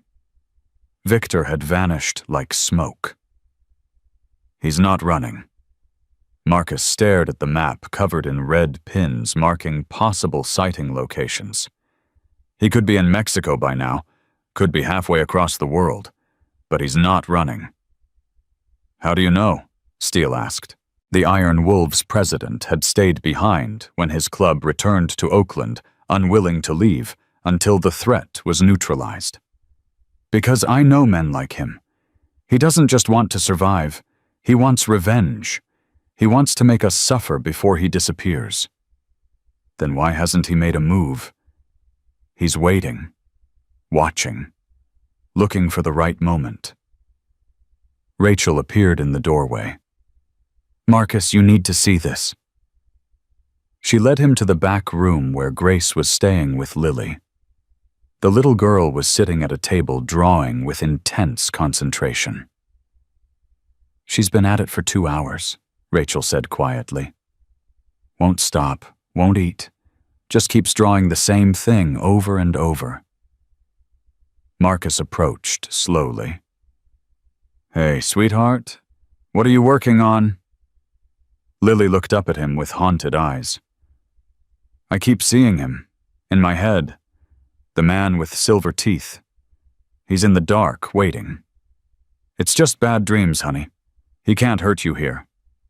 No. Lily shook her head firmly. It's not a dream. I see him, really see him, like I saw him when he took Mommy. Marcus felt ice run down his spine. He looked at the drawing in front of her. It showed a figure standing near what looked like a church or cathedral, the distinctive silver teeth gleaming even in crayon. Lily, do you recognize this place? I've seen it before. Mommy took me there once.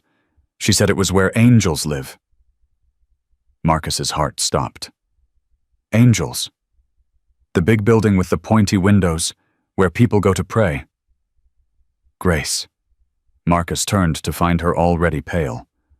Where did you take Lily to pray? St. Michael's Cathedral. It's where I was baptized, where my parents were married. Grace's voice trembled. Marcus, it's also where my mother is buried. He knows. The realization hit Marcus like a physical blow. He knows everything about you, your history, your family, the places that matter to you. How is that possible? Because he's been planning this for months, maybe years. The syndicate doesn't just grab witnesses at random. They research them. They know their vulnerabilities before they ever make contact. Ghost burst into the room. Marcus, I just intercepted a communication. It's Viktor. What did it say? 2 words. Tomorrow, sunrise. That's it. That's it. But I traced the transmission origin. Ghost's face was grim. It came from less than a mile away.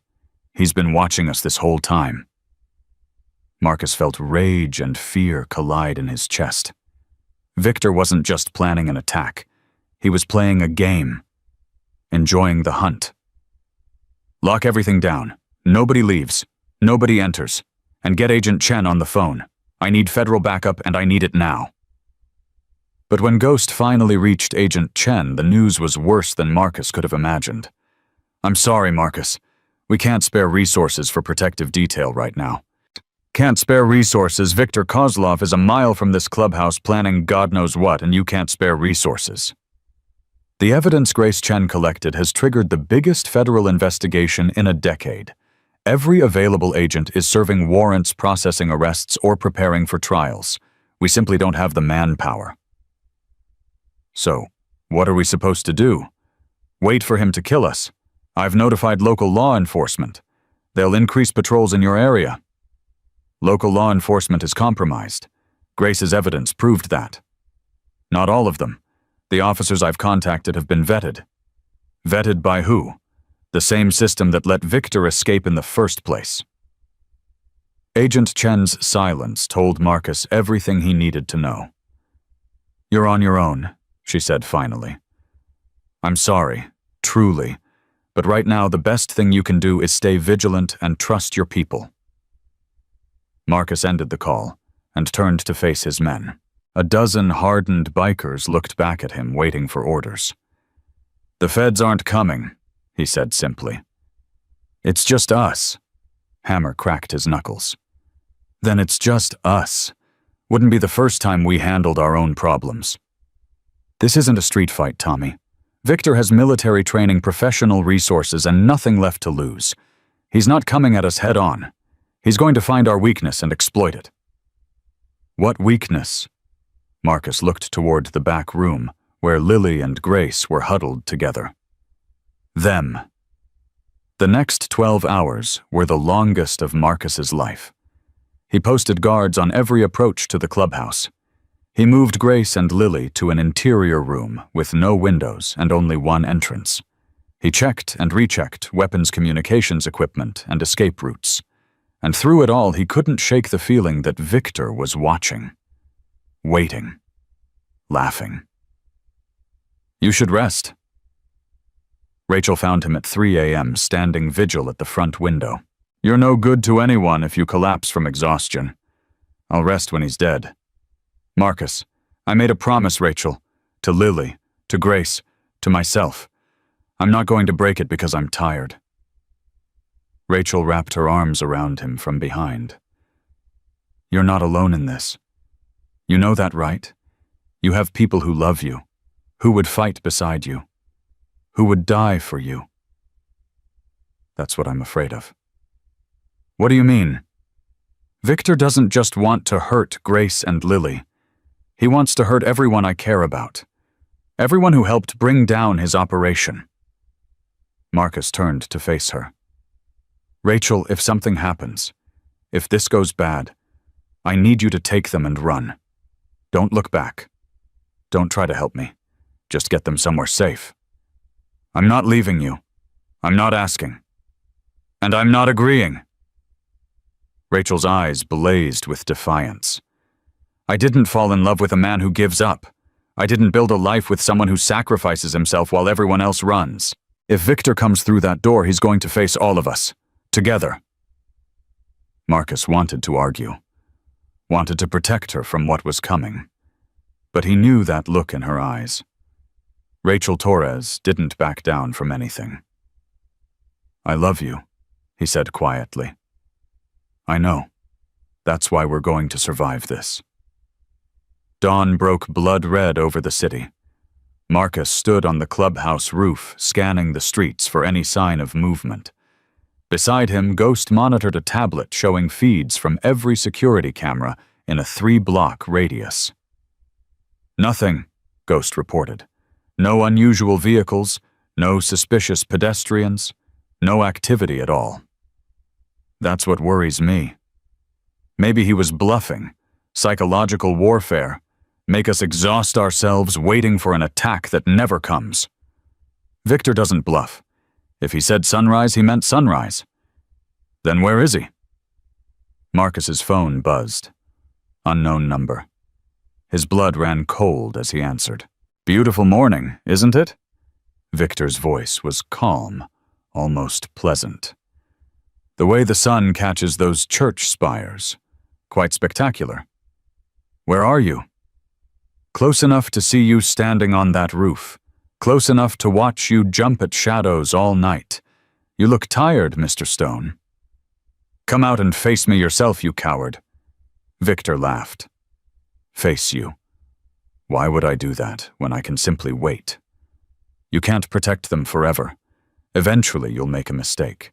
Eventually your guard will slip. And when it does, if you hurt them, Mrs. Stone. I'm not going to hurt them. I'm going to destroy them. I'm going to take everything you care about and burn it to ashes while you watch. And then only then, when you've lost everything, I'll let you die." The line went dead. "Did you trace it?" Marcus demanded. Ghost shook his head. "Bouncing through too many relays. He could be anywhere." Marcus's mind raced. Victor was playing with them, enjoying their fear. But there had to be something in that call, some detail that revealed his plan. Church spires. Victor had mentioned church spires. "Grace." Marcus sprinted down the stairs. "Grace." He found her in the safe room, Lily asleep in her arms. Victor mentioned church spires. He can see them from where he's positioned. How many churches are within sight of this clubhouse? Grace thought quickly. 4, maybe 5. But St. Michael's Cathedral has the tallest spire. It's visible from almost anywhere in this district. St. Michael's, the same church Lily drew. Oh God. Grace's face went white. My mother's grave. He knows about my mother's grave. What about it? When Lily and I were hiding from the syndicate before they took me, I told her that if anything ever happened, she should go to Grandma's grave. I said the angels would protect her there. Marcus felt pieces clicking together in a terrible pattern. Victor knows that. He knows Lily might try to go there if she gets scared enough. He's not planning to attack us here. He's planning to wait at the cathedral, to take Lily when she comes to him. But she won't go. She's safe here with us. Is she? Marcus looked at the sleeping child. Lily has already proven she's willing to walk miles alone when she thinks someone needs help. If Victor finds a way to make her believe her mother is in danger. As if on cue, Grace's phone buzzed with an incoming message. Unknown number. The text contained a single photograph, Grace's mother's gravestone with fresh flowers laid at its base, and carved into the stone new words that hadn't been there before. Come alone, or the mother dies. Grace's hand flew to her mouth. He's going to hurt me. He's going to hurt me and make Lily watch. No. Marcus's voice was steel. He's trying to manipulate us, make us panic, make us do something stupid. But my mother's grave is stone and marble. It can't be hurt. Marcus took her shoulders firmly. Listen to me. Victor wants us to go to him. He's chosen the battleground. If we show up on his terms, we lose. Then what do we do? Marcus's mind worked furiously. Victor was smart, tactical. He had chosen a location that would draw Grace emotionally while providing multiple escape routes and defensive positions. But he'd also made a mistake. He'd revealed his position. We don't go to him, Marcus said slowly. We make him come to us. How? Marcus looked at Lily, still sleeping peacefully despite the terror surrounding her. We give him what he wants, or at least make him think we're giving him what he wants. The plan was dangerous, reckless, exactly the kind of thing that could get everyone killed. It was also their only option. You want to use Lily as bait? Rachel's voice was sharp with disbelief. Are you out of your mind? Not Lily. Never Lily. Marcus spread a map of the cathedral and surrounding streets across the table. We make Victor believe we're bringing Grace to him alone. He'll position himself to intercept. But instead of Grace, he'll find us. Every man we have converging on his position from multiple angles. And if he sees through the deception, then we're no worse off than we are now. He's already watching us, Already planning. At least this way we control when and where the confrontation happens. Steele studied the map with a tactical eye. There's a lot of open ground around that cathedral, hard to approach without being seen. Which is why we don't approach from the ground. Marcus pointed to several buildings surrounding the church. These rooftops give us overlapping fields of fire. If Victor's on the ground when we spring the trap, he's got nowhere to run. That's a lot of ifs, Hammer observed. You got a better idea? Silence answered him. Then we move in 2 hours. Ghost, I need you to keep monitoring Victor's communications. If he makes another call, I want to know about it. Steele coordinate with your men on rooftop positions. Hammer, you're with me on the ground team. What about me? Grace asked. Her voice was steady, but Marcus could see the fear beneath the surface. You stay here with Rachel and Lily. No matter what happens, no matter what you hear, you do not leave this building. Marcus, I mean it, Grace. The only way this works is if I know you're safe. If I'm worried about you, I can't focus on Victor. And if I can't focus on Victor, people die. Grace nodded slowly. Okay. But Marcus, she took his hand. Come back. Please. Lily needs you to come back.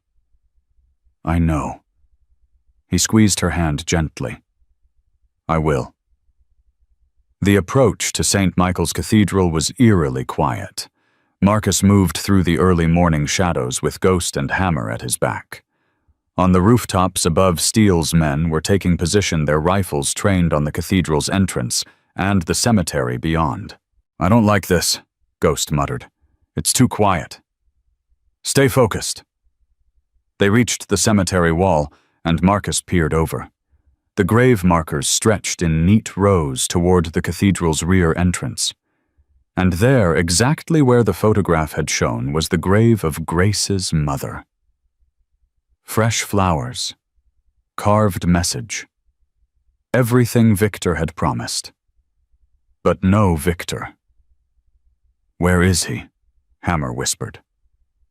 Marcus scanned the cemetery, the cathedral, the surrounding buildings.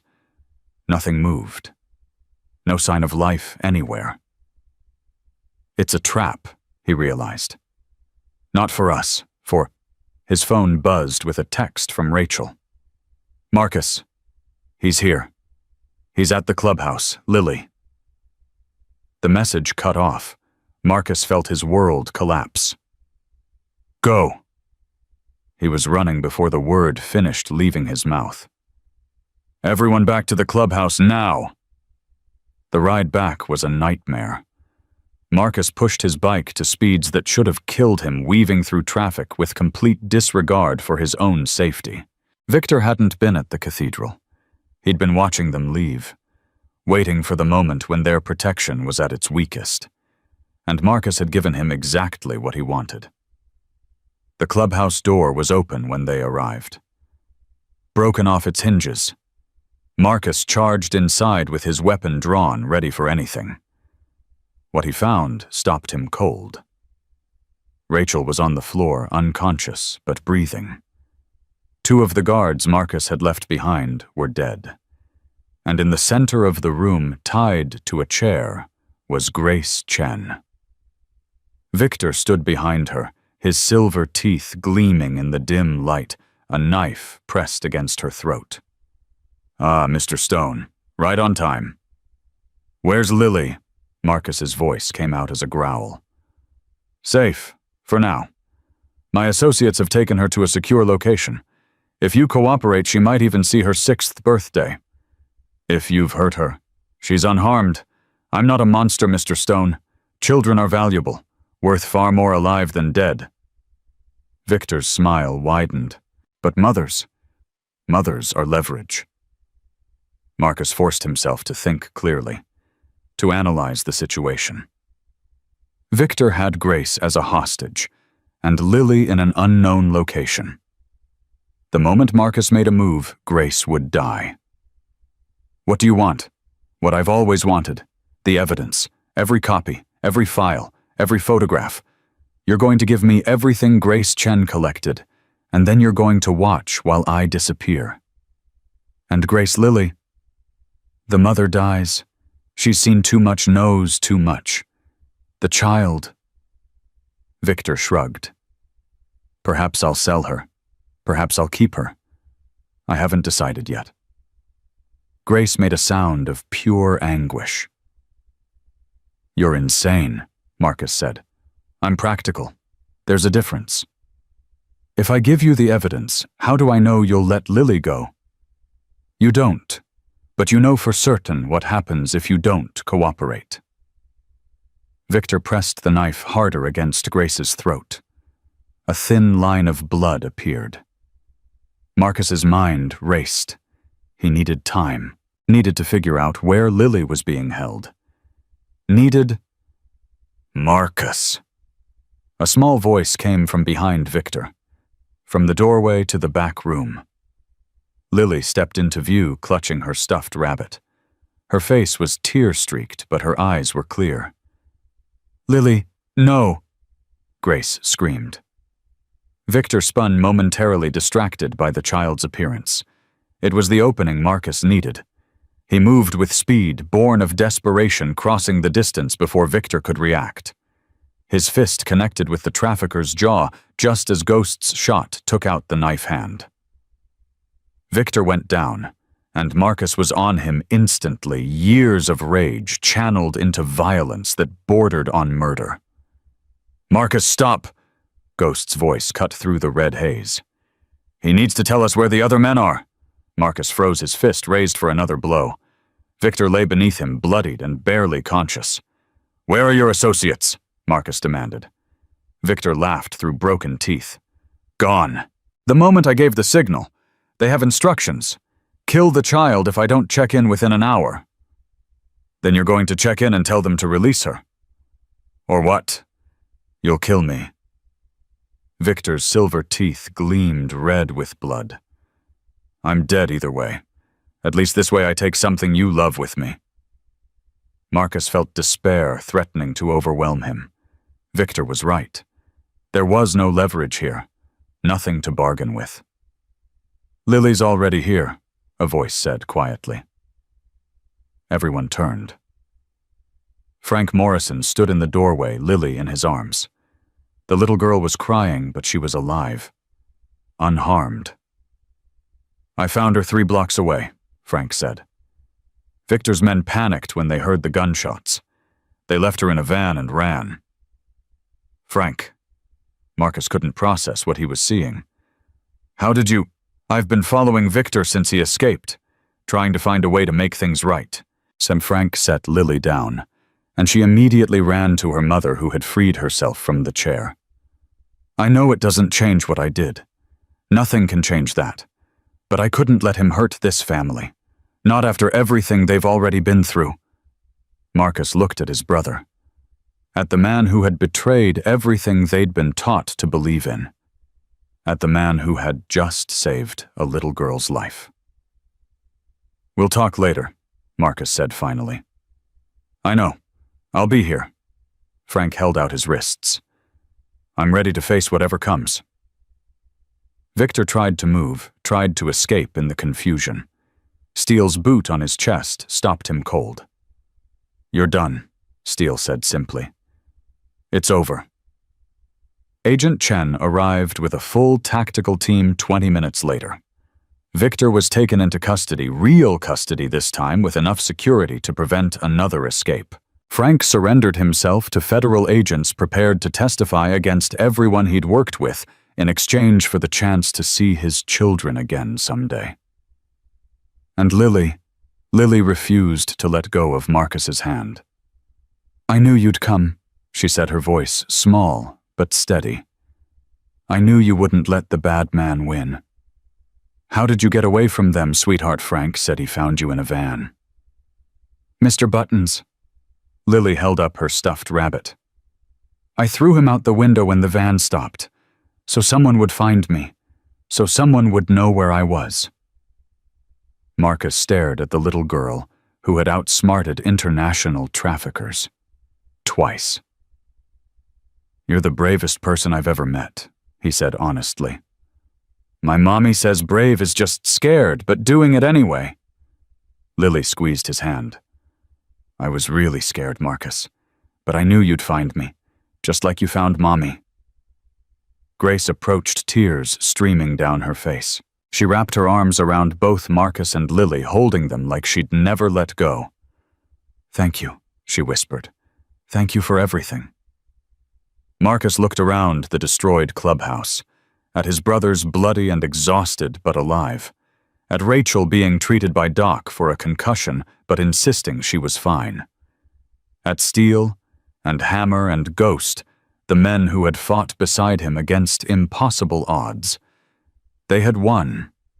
Against all odds, they had won. But as Marcus held Lily close and felt the weight of Grace's gratitude, he knew that this wasn't an ending. It was a beginning. 6 months had passed since that night. Marcus stood in a federal courtroom wearing the same uncomfortable suit he'd worn to every proceeding. Across the aisle, Victor Kozlov sat in chains. His silver teeth dulled his arrogance, finally broken. Has the jury reached a verdict? We have your honor. Marcus felt Rachel's hand slip into his. Behind them, Grace held Lily on her lap, the little girl's eyes fixed on the man who had haunted her nightmares for half a year. On the count of human trafficking, how do you find the defendant? Guilty. On the count of kidnapping, guilty. On the count of murder in the first degree, guilty. The word echoed through the courtroom with each charge. 47 counts. 47 guilty verdicts. Victor Kozlov would spend the rest of his life in a federal supermax prison, never seeing sunlight again. Lily tugged on Grace's sleeve. Does this mean the bad man can't hurt us anymore? Grace looked at Marcus, tears streaming down her face. Yes, baby, it means he can't hurt anyone anymore. Victor turned as the guards led him away. His eyes found Marcus across the room, and for a moment, pure hatred blazed in them. Then the door closed, and Victor Kozlov was gone forever. Mr. Stone, Agent Chen approached as the courtroom emptied. I wanted to thank you personally. Without your testimony, without Grace's evidence, this conviction wouldn't have been possible. What about the others?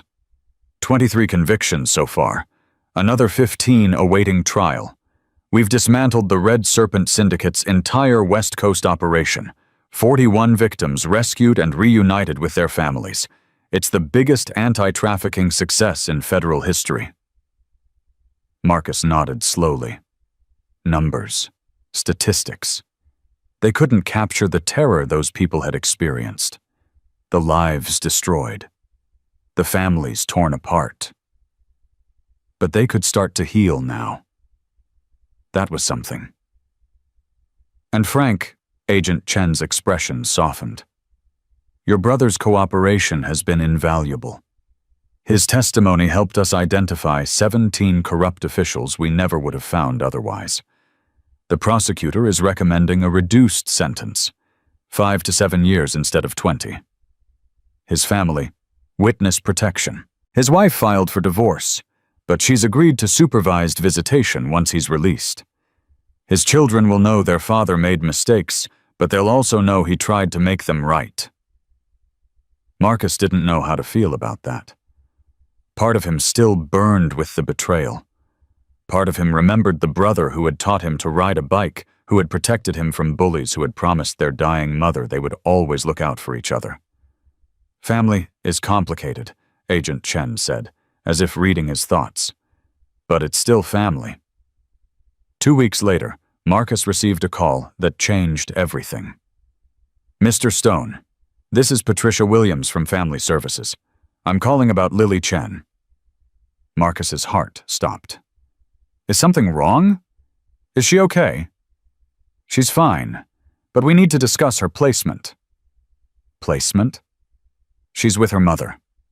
Yes, and Grace has been doing wonderfully, but she's been offered a position with a victim advocacy organization in Washington, D.C. It's an incredible opportunity, but it would mean relocating, uprooting Lily from everything she knows. What does Grace want to do? She hasn't decided. That's why I'm calling you. Grace said before she makes any decision, she needs to talk to you first. Marcus found Grace sitting alone in the clubhouse's back room, the same space where they'd hidden from Victor's men all those months ago. "You're leaving," he said quietly. "I don't know." Grace looked up at him with tired eyes. "The organization. They want me to help other victims, share my story, train counselors. It's important work." "It is." "But Lily," Grace's voice cracked. "She's finally stable, finally sleeping through the night. She has friends at her new school. She has you and Rachel and all these rough men who somehow became her family.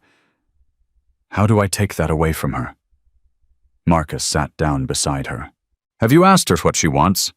She's 5 years old. She doesn't know what she wants." "You might be surprised." Grace was quiet for a long moment. "She asked me something yesterday, something I didn't know how to answer." "What?" "She asked if you were going to be her daddy." Marcus felt the air leave his lungs. "I told her that you're our friend, our protector, but she said that's not the same thing. She said daddies stay forever, and she wanted to know if you were going to stay." "What did you tell her?" "I told her I didn't know, because I don't." Grace turned to face him fully. "Marcus, I see the way you look at her, the way she looks at you. There's something between you that I can't explain and can't replicate. If I take her to Washington, she'll adapt. Kids are resilient. But will you—" The question hung in the air between them. "What are you really asking me, Grace?" "I'm asking if you want to be part of her life, officially, permanently." Grace took a deep breath. "The advocacy organization has a chapter in Los Angeles. I could work there instead of Washington. Stay close. Give Lily stability." But they're offering me the director position in D.C. It's a chance to help hundreds of victims instead of dozens, to make real systematic change." Grace's eyes filled with tears. "How do I choose between my daughter's happiness and helping people who are suffering the way we suffered?" Marcus thought about his own choices, the path that had led him from foster care to prison to the Iron Brotherhood, the violence and darkness that had defined his life for decades. And then he thought about Lily, about the courage she'd shown, the trust she'd placed in him, the way she made him want to be better than he'd ever been. "You don't have to choose," he said slowly. "What do you mean, go to Washington? Take the director position. Make the change you're capable of making." Grace stared at him. "And Lily leaves her with Rachel and me." The words came out before Marcus fully processed them. "She finishes the school year, stays connected to her friends, her therapist, everything that's helping her heal. And you visit every weekend, every holiday, as often as you can. You'd do that? Take on full-time responsibility for a child." "I made her a promise, Grace, the night you were taken. I told her I would take care of her if anything happened to you. This isn't what either of us imagined, but—" Marcus met her eyes. "I love her. I didn't plan it, didn't expect it. But somewhere between that first night and now, that little girl became the most important person in my world." Grace was crying openly now. "Marcus, I can't ask you to—" "You're not asking. I'm offering." He took her hand. "This isn't goodbye. It's not me taking your daughter away. It's us becoming something bigger, a family that doesn't fit any traditional definition but works anyway." "Rachel," Grace said suddenly. "Does Rachel—" "It was her idea." Grace's mouth fell open. "What? She came to me 3 days ago, said she'd been watching Lily and thinking about the future, about what kind of life we could build together." Marcus smiled slightly.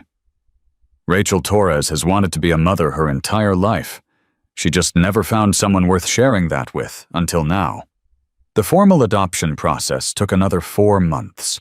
Marcus had expected resistance. A convicted felon with motorcycle gang affiliations trying to adopt a child. The system should have fought him at every turn. But the system for once seemed to understand that family wasn't about paperwork or background checks. It was about love, protection, commitment. Agent Chen testified on their behalf. Grace's advocacy organization provided character references. Even Steele Rodriguez drove down from Oakland to tell the judge about the man who had risked everything to save strangers. And through it all, Lily drew pictures. She drew Marcus and Rachel standing with her under a rainbow. She drew the clubhouse surrounded by hearts. She drew her mother in Washington connected by a long line to a little girl who was smiling.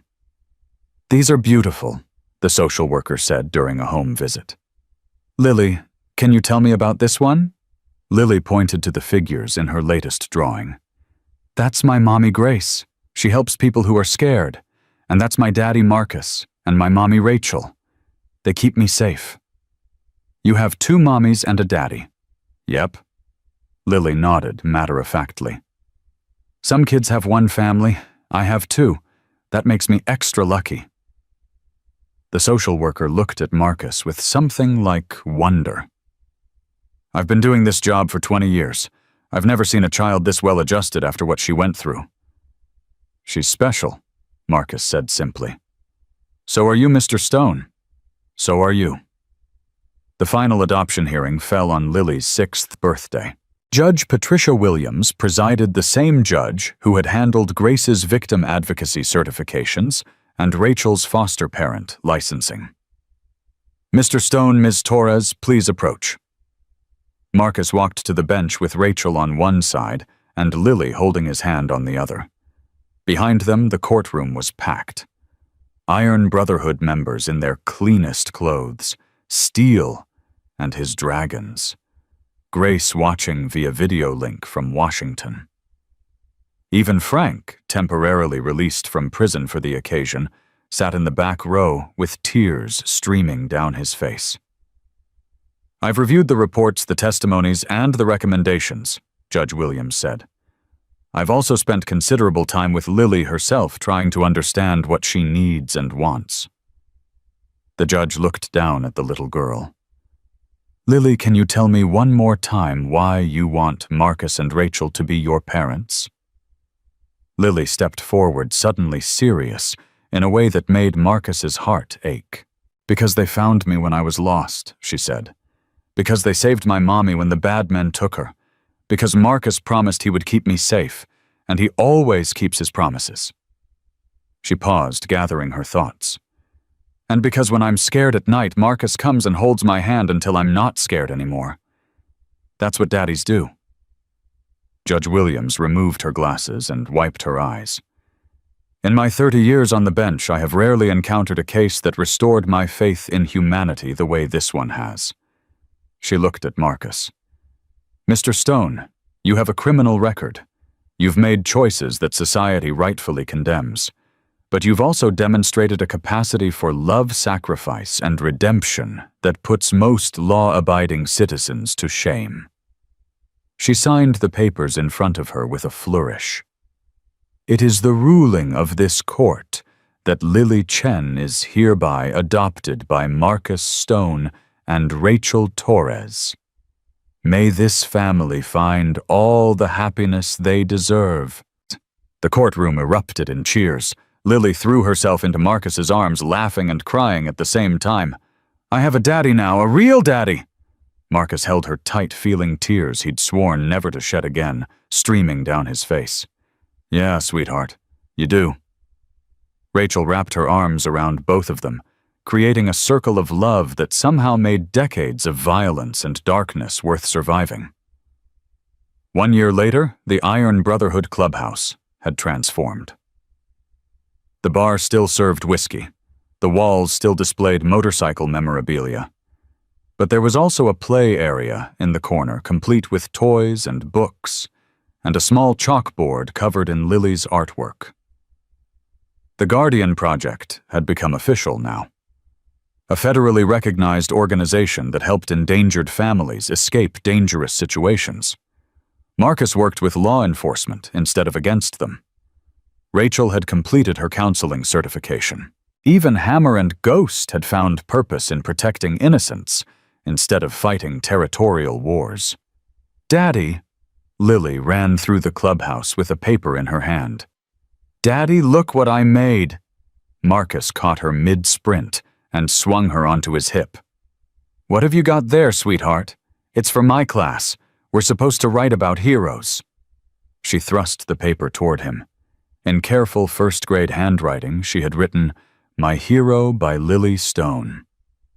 "My hero is my daddy Marcus. He has tattoos and a motorcycle and looks scary, but he is not scary. He is the bravest person I know. When I was 5, my mommy got taken by bad men. I was scared and alone, so I walked in the rain to find help.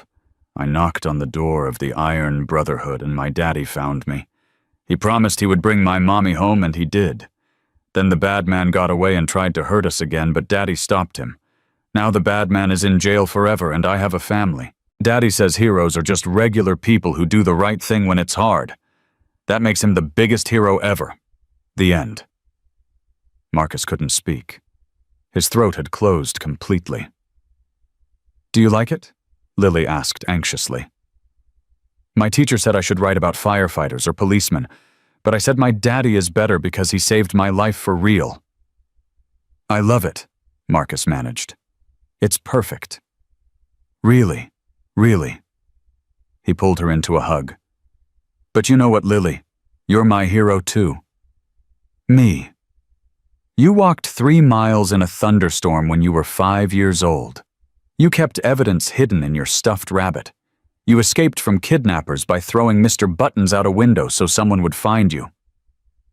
Marcus looked into his daughter's eyes. "You're the bravest person I've ever met." Lily beamed. "Mommy Grace says brave is just scared but doing it anyway." "Your Mommy Grace is a very wise woman." "I know. That's why I have 2 mommies. Double the wisdom."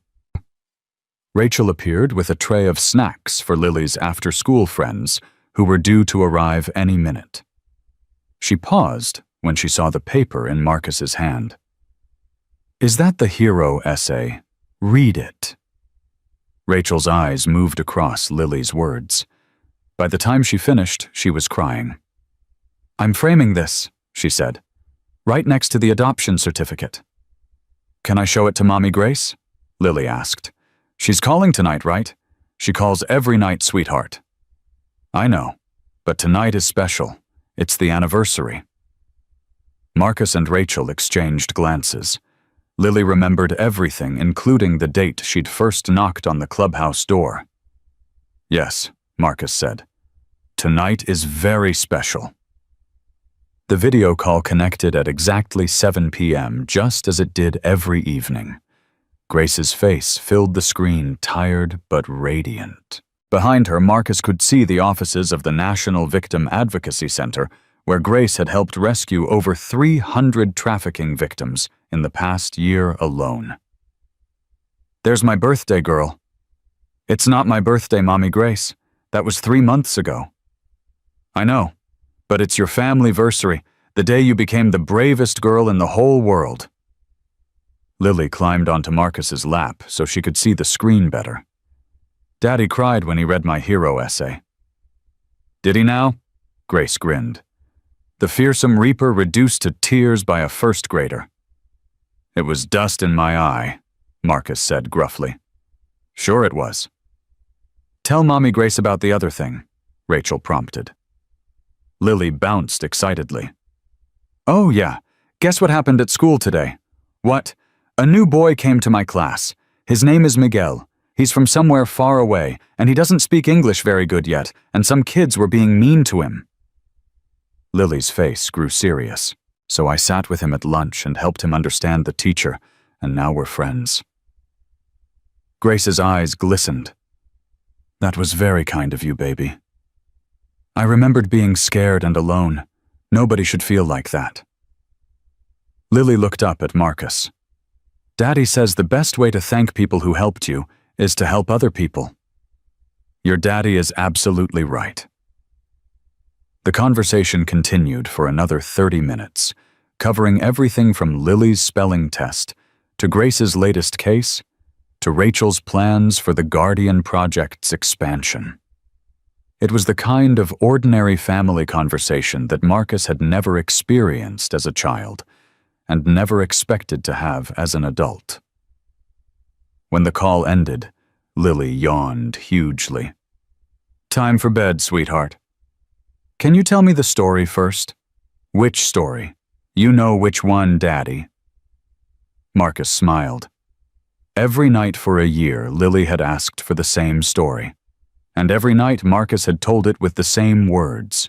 He carried her to her bedroom, the walls covered in photographs of all her family members. Grace in Washington, Frank's children, who Lily called her cousins, Steele and Hammer, and Ghost honorary uncles who spoiled her rotten, the trafficking victims she called her rescue siblings, and in the center the largest photo of all Marcus and Rachel holding Lily on adoption day. Once upon a time, Marcus began as he tucked her in, there was a very brave little girl named Lily. That's me. That's you. One stormy night something terrible happened to Lily's mother. Bad men took her away, and Lily was all alone. But I wasn't really alone. No, because Lily was braver than anyone knew. She walked through the rain all by herself until she found a door. The clubhouse door. The clubhouse door. And she knocked 3 times. And when the door opened, she said the words that changed everything. Lily closed her eyes, smiling. Please help my mom. And the men inside that clubhouse who everyone thought were scary and dangerous, they made a promise. They said they would find Lily's mother. They said they would protect Lily no matter what. And they kept that promise. Because you always keep your promises. Because I always keep my promises. Marcus leaned down and kissed her forehead. And that brave little girl, she didn't just save her mother. She saved all of us. She taught us that family isn't about blood or law or what society expects. Family is about who shows up when you need them, who fights for you when you can't fight for yourself, who loves you not because they have to, but because they choose to. Lily's breathing had slowed. She was almost asleep. The end, she murmured. Marcus looked at his daughter, this miracle of courage and hope, who had walked into his life on a stormy night and refused to leave. No, sweetheart, he said softly. This is just the beginning. He turned off the light and walked to the door. In the hallway, Rachel was waiting for him. Her eyes bright with tears, she didn't bother hiding anymore. She's asleep. Almost. Rachel took his hand. You know that viral video, the one that started all this? What about it? It hit 50 million views today. People all over the world are sharing it again because of the anniversary. The comments. Rachel shook her head. Thousands of messages from people saying Lily's story gave them hope. That it reminded them good people still exist. Marcus thought about that little girl walking through the rain, about the courage it took to knock on a stranger's door, about the way a single moment of bravery had rippled outward, touching lives neither of them would ever know. She changed everything, he said quietly. She changed you. Yeah, Marcus pulled Rachel close. She did. Through the window, the city stretched out beneath a sky full of stars. Somewhere out there, other children were scared and alone. Other families were being torn apart by violence and cruelty. The world was still full of monsters, but it was also full of people willing to fight them. People who answered knocks on their doors. People who kept their promises. People who understood that love was worth any risk. Marcus Stone had spent 40 years believing he was beyond redemption, that the darkness inside him was permanent and absolute. A 5-year-old girl had proved him wrong, and as he stood there surrounded by the family he'd never expected to have, Marcus finally understood what his father had tried to teach him before dying all those years ago. Heroes aren't born. They're made. By the choices they face, and the promises they keep, and the people they choose to protect. Marcus had become a hero the moment he opened that door, but Lily had always been one.